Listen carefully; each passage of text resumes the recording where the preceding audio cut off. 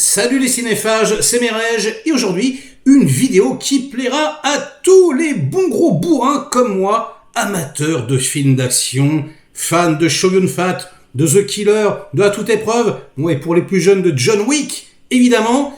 Une série a débarqué récemment sur Disney+, une série d'action, une série coréenne, encore une, bah ouais. Et maintenant, chaque service de streaming sort ses petites séries coréennes, c'est normal, ce sont les meilleurs. Bim, ça s'appelle A Shop for Killers, c'est créé par un inconnu, Kwon Lee, avec dans les rôles principaux Kim Hee-jun et Lee Dong-wook, et ça raconte l'histoire d'une jeune fille qui hérite d'un magasin. Voilà, on va dire ça comme ça. Après la mort de son oncle, elle a été élevée par son oncle, parce qu'elle a perdu ses parents assez jeunes. Et on se rend compte très très vite que c'était pas vraiment celui qu'on pensait, l'oncle. Et du coup, v'là-t-il pas qu'elle se retrouve avec des assassins au cul qui veulent récupérer le magasin. Donc une sorte de garage. On sait pas trop ce qu'il y a dedans, on sait pas trop ce qui se passe. C'est très bizarre. Donc on veut la dessouder, voilà. Donc la série marche par flashback. C'est-à-dire qu'on va s'intéresser à l'oncle, mais relativement en flashback, puisqu'il est mort. Et puis elle, au quotidien, elle doit lutter donc contre une sorte d'organisation secrète. Donc ils sont armés de grosses pétoires, des guns, des masques à gaz. On a même des chiens robots là qui font des dingueries. On a des drones, on a des explosifs, on a des grenades. Enfin bref, c'est non-stop action. Ça commence par une énorme scène d'action. Alors, bon, même si je suis pas trop fan du procédé, c'est vrai qu'elle nous met dans le bain, spectateur, puisqu'en fait, c'est une scène qu'on retrouvera plus tard. Vous savez, c'est comme les quelques images avant la bande-annonce. C'est la bande-annonce avant la bande-annonce. Là, ça vous montre une petite scène d'action avant la scène d'action à proprement parler dans la série, parce qu'au début, il n'y a pas forcément d'action. 8 épisodes. Alors, rassurez-vous, c'est juste au début, parce que après, de l'action, il y en a. Et pas qu'un peu, j'ai envie de vous dire. Et franchement, c'est mortel. Encore une fois, les Coréens frappent très fort. Encore une fois, on pourrait dire, en tout cas pour de la série télé, et en plus dans ce genre-là, qui est très très souvent franchement pourri, les séries d'action, c'est vraiment ce qu'il y a de plus pénible à regarder. Là, ouais, c'est une petite masterclass, on va dire. Alors attention toutefois, c'est pas non plus l'excellence. La dernière fois, je vous ai parlé de Killer Paradox sur Netflix, où là, très clairement, c'est exceptionnel, extraordinaire, narration visuelle à tous les étages. D'ailleurs, allez voir ma vidéo, ça me fera plaisir. La série est absolument immanquable. Là, on va dire que c'est mortel, vraiment, encore une fois, mais c'est gratos. C'est-à-dire que c'est vraiment un peu une série de clippers. On a pas mal d'effets qui servent à rien. On a, vous savez, ce genre de procédé pour que l'œil soit flatté. On a des petits travelling, des petits zooms avant. La caméra est très très souvent en mouvement, même si ça raconte pas grand-chose, pour dynamiser un petit peu le concept. Donc voilà, on est dans quelque chose d'un petit peu plus tape à l'œil. On est dans quelque chose d'un peu plus clipesque. On est dans quelque chose d'un peu plus vulgaire. C'est pareil pour la bande son un petit peu tonitruante, la musique comme ça, les effets.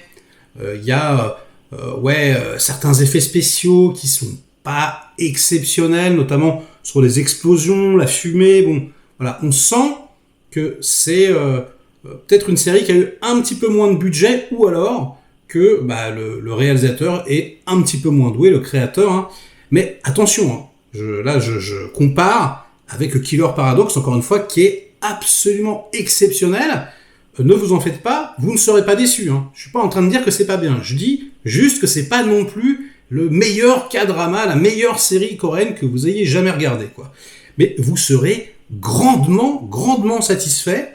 Alors en plus, une sorte de high concept. Alors je vais spoiler un tout petit peu, mais vraiment très très légèrement. Si vous ne voulez rien savoir, fuyez, pauvre fou. Donc on a finalement en dessous cette baraque, donc ce magasin, le magasin de l'oncle, un magasin d'armes. Il y en a partout. Du bazooka aux grenades à fragmentation, tout ce que vous voulez. Donc en sous-sol, donc c'est assez marrant, garde du corps, passage secret, il y a des trappes partout.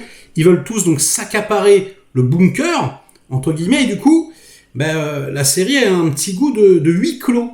en fait, puisque, en gros, la baraque, le magasin, c'est un peu, voilà, paumé au milieu de nulle part, et ce qui fait que, formellement, la série, elle n'a pas coûté non plus très cher à faire. Je pense, voilà, ils ont construit un gros décor. Mais je veux dire, ça se passe relativement au même endroit.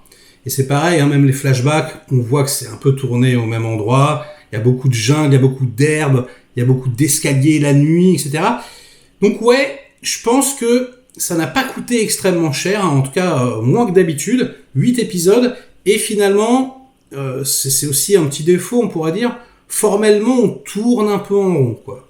On n'est pas dépaysé à chaque fois, on n'est pas transporté d'un endroit à un endroit. On reste vraiment beaucoup dans le bunker.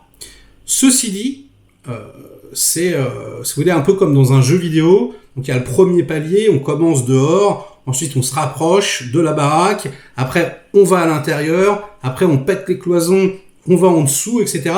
Et plus ça va, et plus les chorégraphies deviennent absolument dingues, plus les scènes d'action deviennent intenses, avec des mouvements, il y a des trucs franchement assez dingues, notamment, voilà, il y a une nana à un moment donné qui fait du grappling, voilà, qui saute sur un ennemi comme ça, et qui donc le chope, vous savez, elle va faire des rotations sur elle-même, et elle va l'emporter, sauf qu'en même temps, elle a une sorte de mitraillette, je sais pas, et elle tire, voilà, pendant qu'elle fait cette petite chorégraphie martiale, et donc on a la caméra carrément qui va se coller sur l'arme, et on va avoir une sorte de caméra subjective du flingue, quoi, qui dégomme tous les ennemis, etc.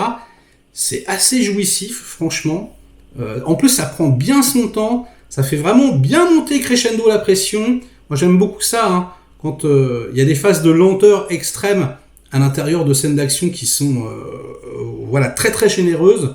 Et du coup, ouais, on a beaucoup de phases où ils sont planqués derrière les canapés, où ils peuvent pas bouger parce qu'il y a un sniper au loin, etc.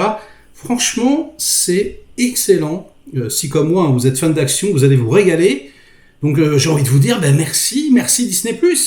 C'est assez curieux que ça soit sur Disney+. Enfin, c'est Stars, hein. Donc c'est la branche adulte.